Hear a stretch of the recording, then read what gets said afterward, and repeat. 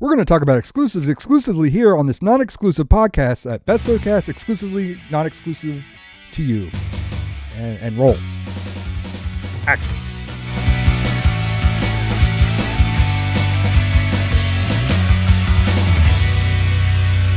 Welcome to another edition of BestowCast, the audio edition. We're just going to jump right into it. So I'm gonna hit something that's been boiling on at least in the G.I. Joe fan base. There's a lot of hate going on. I guess negativity.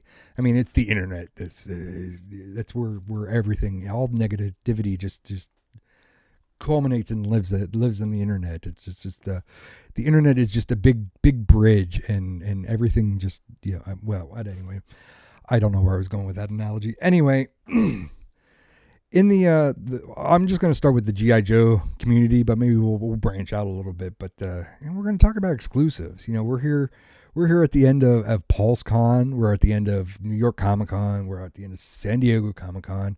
Heck, Hasbro just had their own convention. They had an exclusive at San Diego. They had PulseCon, and I just got an announcement that at the end of October, depending when this episode releases, roughly or before or after this episode, there's going to be another exclusive thing from Hasbro. I mean, we're wrapping up on all these conventions, and usually, you know, when the conventions come, or when we do these private video, the live streams, I should say, you know, they're going to roll out their exclusives. When we got done with PulseCon, we had their pre-orders, but we had exclusives. When we go to conventions, we have exclusives. And I want to touch a little bit about like the at least in the G.I. Joe realm. I mean, and again, I want to know your thoughts about when it comes to exclusives. Are you yay about exclusives? Are you nay about exclusives?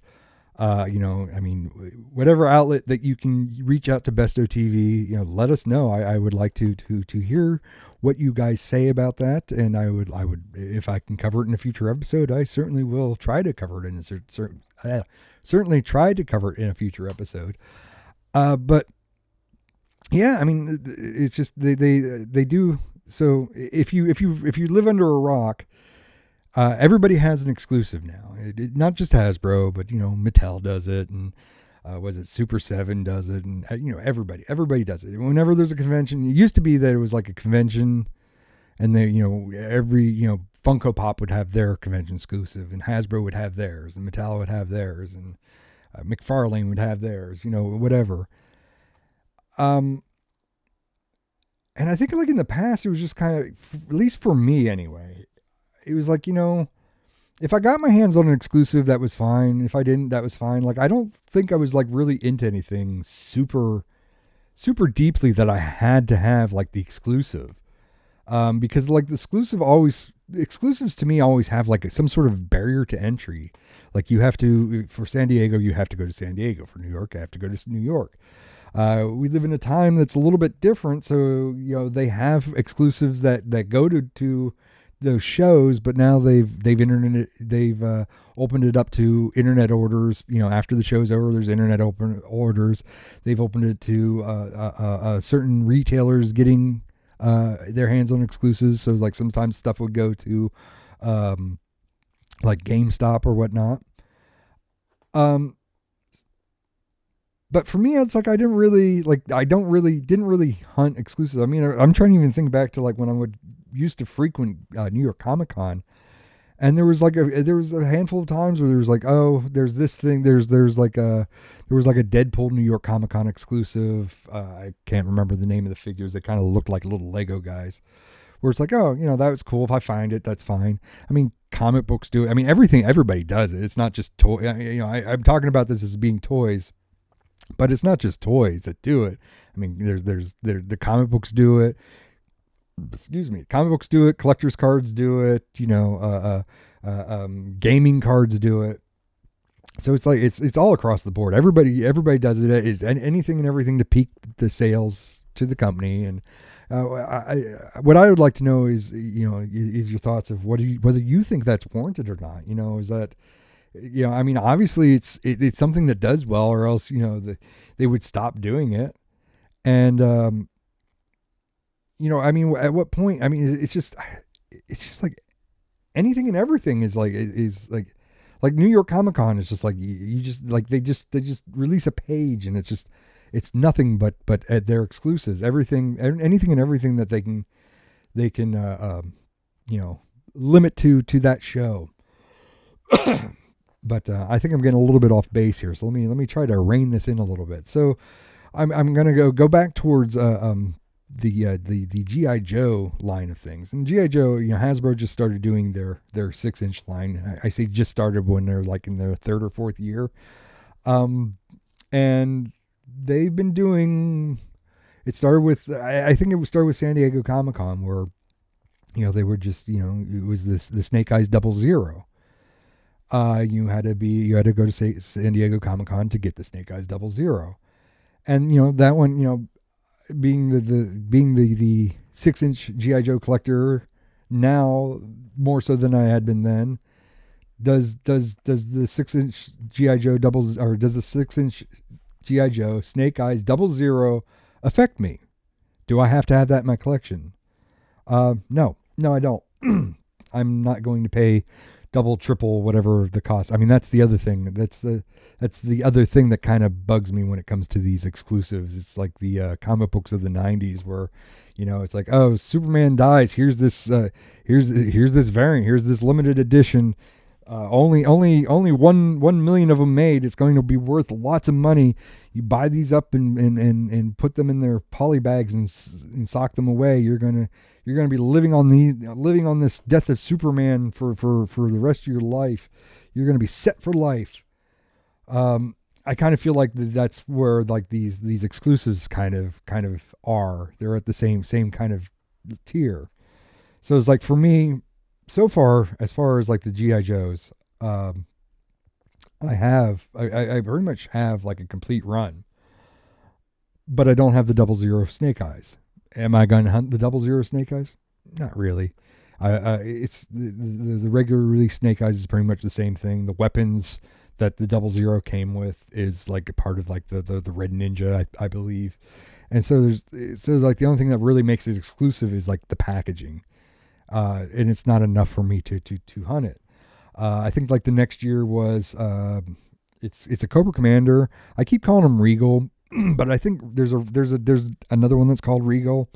I did get that one eventually. I actually got it I got a deal. I was not going to pay triple the price for that. But I did. I do like the look of that Cobra Commander. He looks different than the rest. He has like the ornate painting. I believe we did an unboxing on the Bestow TV YouTube channels. He's on one of our videos. Did he make the collection? Yes. It's hard for me to talk about those two because I came into collecting that line late. So those were already, I'd already missed the window of getting them when I could get them. And I'm looking in the scope of, well, by the time I had become aware of them, I had already had the regular release Snake Eyes. I had already the regular release Cobra Commander. So to kind of see the exclusives, it was just kind of like, it's just another Snake Eyes. It's just another Cobra Commander. No big deal. The next year it would be the PulseCon release is Zartan. And again, my scope was a little bit different because Zartan had already come out on the shelves. I already had Zartan. The big buy-in for this exclusive was he was color change. He, if you got him cold, he would change color. He would change blue, and he would be much like the 3 3/4 inch figure that you may have had when you were a child. That was supposed to be light activated. When he came out in the sunlight, he turned blue. My 3 3/4 Zartan never turned blue in the sunlight. I thought he was busted until one day I was out playing in the snow and he turned blue. So it may have actually been a hot cold thing, and I just thought it was sunlight. But I think every time I look back, it's sunlight. I mean, that was his whole thing in the cartoons and the comics was he the sun. Anyway, huge sidetrack there, but the exclusive was that he was color change, And not only was he color change, he had different masks. He had different heads. So he had the hard master and soft master, which came from the comic books. He had Snake Eyes. He had a Storm Shadow's mask. He had a Dreadnought's mask and stuff. So he had like a lot of extra accessories that kind of made him cool. But the do I need this kind of thing was, I kind of wanted him because he was color change and stuff. And another aspect when it comes to the exclusives is, do they come out of their box? Do they come out to be displayed with the other figures and stuff? And that's kind of where I lie with where it comes. The Cobra Commander we already unboxed. I already said we took him out of the box, and he's actually boxed in a way that he can come out of the box and you can put him right back in the box, and you're not destroying the box whatsoever. But with the Zartan, he's packed in there. He's kind of packed away in a nice little display case. And for me, it's like, well, I already have Zartan that can come out of the box. This Zartan, his big deal is the alternate heads and everything, but he changes color. Does he have to come out of the box? I don't know if he has to come out of the box. That's kind of a hard sell, because that kind of boils to, I don't want it to boil down to financials, but it does boil down to financials, where it's like, well, I could be taking a $300 figure out of the box, and now it's only worth like $2. So that covers like the first half of the Joes. And I don't really think the community was like too terribly bitchy about it. Like a lot of people, a lot of the collectors were like, oh, I have this, or I don't have this, or, this didn't ruin my collection. This isn't, I think what's to come, or what's going to come in the second part of this podcast, is like certain sets of exclusives came, and it's like there was a sect of fandom that was like, well, if I don't get this, well, I'm out of this. I'm selling my collection, and I'm out. I'm done. Hasbro can go piss up a rope. So let's take a quick break. I need a drink, and we'll come right back, and we will talk about whether or not we're gonna get rid of our collection.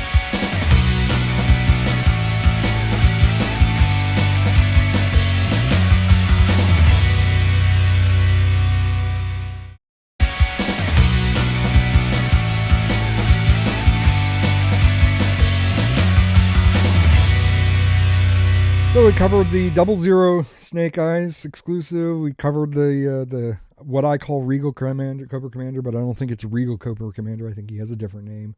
The Ornate Cobra Commander, I guess I can call it that. I don't know what kind of fan am I. I don't know the real names. And the Zartans.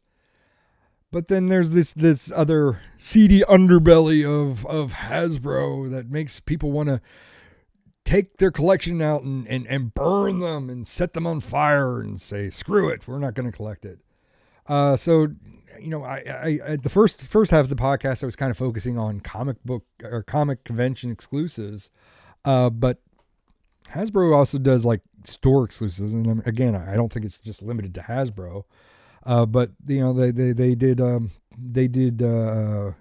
what I guess Viper Island was a Target exclusive, and they were hard to find. They were super hard to find because people wanted it. The Joe collectors wanted it. The scalpers found out that people wanted it, and they were taking it and flipping it. And then people who were collectors knew that there was value in it, and they just overbought what they needed. They bought what they needed, and then they bought whatever else that they could scalp, and they were scalping.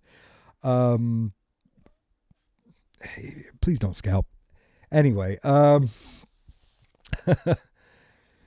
so they did this line where it's like the Viper Island where it was hard to come by. They were doing stuff where, and at least with Viper Island, I'm trying to recall what all was in Viper Island. No, there was Firefly. I think Firefly was Viper Island, and Beachhead was Viper Island. Like some of the stuff that was in Viper Island, like there was another roadblock, and it's just like, big deal. It's another roadblock. If I don't have a third roadblock, that's okay, no big deal. But some of them are there's no equivalent. There's nothing else. There's no other Beachhead. There's no other Major Blood. There's no other Firefly. Later on, they did Breaker and his motorcycle. They did Baroness. There's no other Baroness, and she came with the coil motorcycle.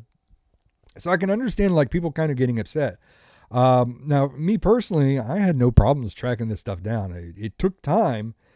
I saw people were getting upset and were ready to burn Hasbro to the ground like the day of. But it's just, if you waited long enough, stuff eventually turned up. You didn't have to pay scalpers for it. But I can kind of understand what they're getting at, because we get into like this year's exclusives.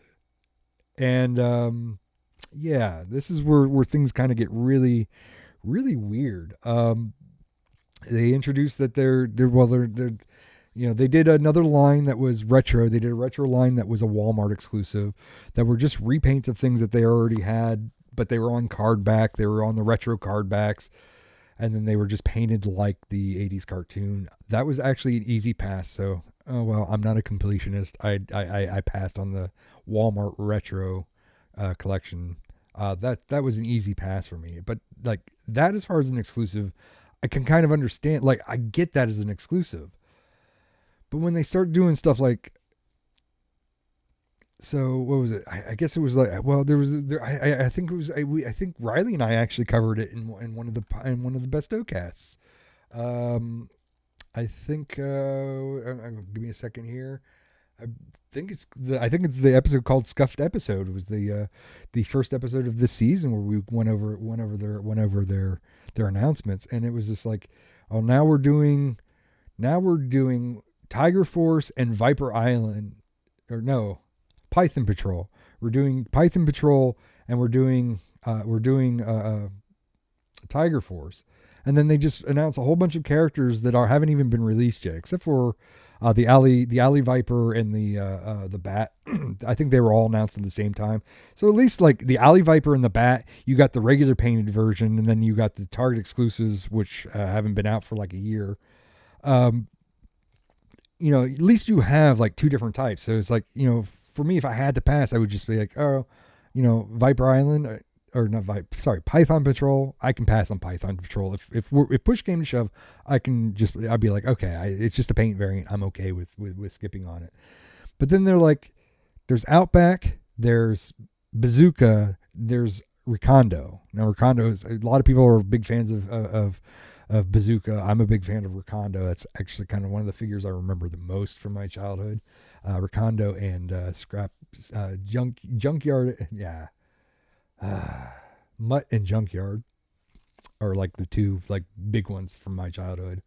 But those three, Outback, Bazooka, and Recondo, and they're all like Tiger Force paint variants, but there's no originals announced. There's no like non-paint variants, and it has people scrambling because they're like, well, if I don't get these, well, if I don't get this Recondo, maybe they won't make another Recondo, and I don't have a Recondo for my, if I want to complete this, I don't have Recondo. If I want my Recondo memories, god damn it. So it's kind of baffling where like they announce all these things kind of come out. They're paint variants first, and then then the regular versions come out later. Outback, they just recently announced Outback. They just recently announced the regular version of Bazooka. No Recondo. So, for me, it's like, well, that's, if I could get the originals, like the paint variants don't really matter too much. It doesn't really matter. Although the variant for Outback is pretty cool. It's pretty damn cool. Because they released the regular Outback, who's just his regular ginger, his orange hair and everything, the white t-shirt, and then the Tiger Force, they aged him up and he looks older and everything. And I'm like, oh, that's kind of cool that it's like two different, like it's the same character, but it's from like two different eras and stuff. I kind of like that idea. That's the way to go with a variant, more so than a paint variant. But I can see where people are kind of a little bit nuts about this, a little bit crazy, where it's like, you're announcing all the paint variants before you're announcing the regular stuff, before the regular stuff comes out. And people just want the regular stuff, I think, and and then the paint variants are a passive fail, whatever. Another one is, of course, barbecue, which I believe was a Target exclusive, and now they just announced the Mad Marauders. It's no longer Slaughter's Marauders, by the way. It's the Mad Marauders. I have a feeling that every time if they had Slaughter on ivory packaging for Slaughter's Marauders, they had to pay Sergeant Slaughter a little stipend for it. So I'm assuming that they changed it to Mad because they don't want to shell out too terrible much money to Sergeant Slaughter. So they're now the Mad Marauders. But the Mad Marauder is a paint variant. He's blue. He's like blue and green, I believe. And he's a regular release. Like this is where I'm saying, like, this is where it's like a little bit batty, where that could have easily been like a Target exclusive, and then just the regular barbecue is just what you get on the shelves anywhere. Like this is what I can't speak for everybody else, but this for me, I can. It's a little bit maddening for me to try to follow it, because it's like I don't need like 15 different paint variants of Snake Eyes. One or two is fine. Or if they do different generations, they did different generations with Snake Eyes, where they did the Commando version, and then they did the Ninja version, and now they did, I think the version that just came out is the version from Renegades. That's fine, but I don't need like, oh, here's the version where he's got the black painted on his face. This one he's got silver painted on his face. This one he's got white painted on his face. It's like, who cares? I don't need all that kind of. I don't need all that noise. And then here comes the ultimate thing. So as I was saying, where they're releasing all the variants first. All the variants are coming to stores, or are becoming, all the exclusives are coming out first before the regular things are coming out. I'm actually surprised Sergeant Slaughter wasn't a variant before the regular Sergeant Slaughter came out. But here's where people are really like up in arms and really batty. The number 1 and number 2 requested things were Dr. Mindbender. Like, Dr. Mindbender has been on request since like day one, and Serpentor. And sure enough, they made a Dr. Mindbender and they made a Serpentor, but one was a San Diego Comic-Con exclusive, and the other one was a Hasbro Pulse exclusive, of which they could drive up the price and charge double for the same damn figure. And I can understand why people are like a little bit upset with this, because they're still promising, they're still promising that, oh, this is going to come out, we'll do a regular release of these, but here's the exclusive first. And I don't know, like,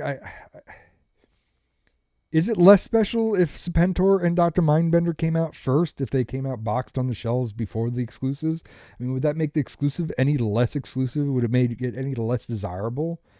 Is that, I mean, I get the madness, the mad marauderist, not the slaughter marauderist, the madness. That's too much of a deep dive. I can understand the people being mad about this, because again, you're stuck behind a paywall. People have to work. You have to take off your time. At least this stuff was offered over the internet. There was a small window. May have been a 5-minute window, but it was a window to get these things, just to add them to your collection. Does that make them less special than if they were to release them regularly? Is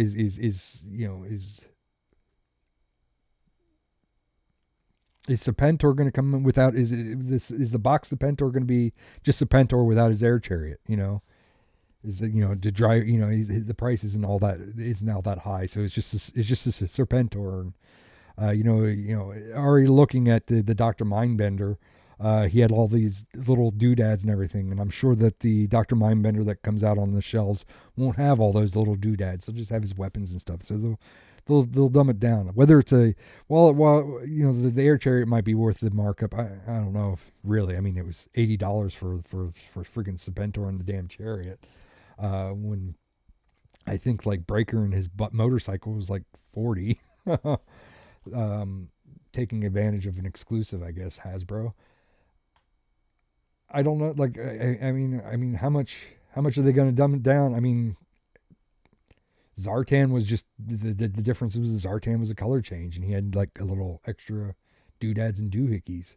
So kind of reflecting on this, and then kind of looking back, even back to the 80s, back then, to get Sergeant Slaughter, or to get Cobra Commander, or to get, I think, even Duke at one point in time, you had to collect those little flag points on your cards, and you had to mail them in with a self-addressed stamped envelope, and you had to send in 5 flag points and $20 or whatever to get these mailaways. So is it really different nowadays?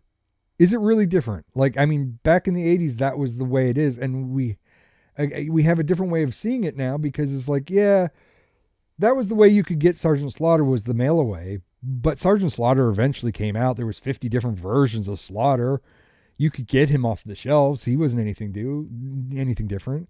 I don't know that there's anything that was exclusive, like the only thing that you could only get through the mailaways in the 80s for the 3 3/4. I mean, was it, did Refrigerator Perry, did he have a carded figure, or was he only a mail away?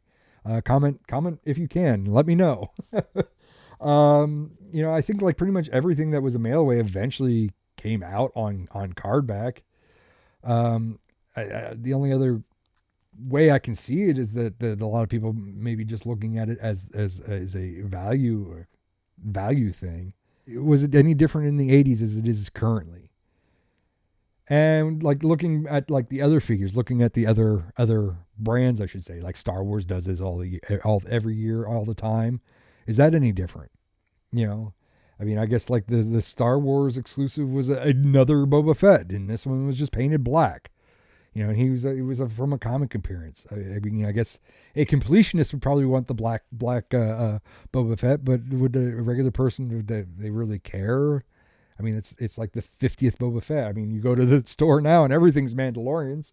So I mean, I don't know. I don't know the answer to this. But we're reaching the end of our time here. What are your thoughts about exclusives? Please let me know. Let me know your thoughts of exclusives. Yay or nay. And if you're listening to this on YouTube, please like, comment, subscribe, and do all that stuff.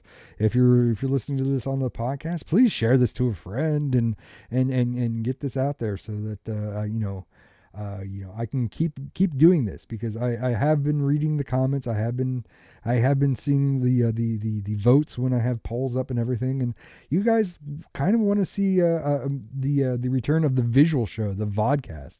And the only way we can get the return of the vodcast is we start getting this in more ear sockets and eyeball holes, I guess. That was kind of gross, but with that ugly thought in mind, thanks a lot. Thanks for listening to me for another week, and we'll see you next time.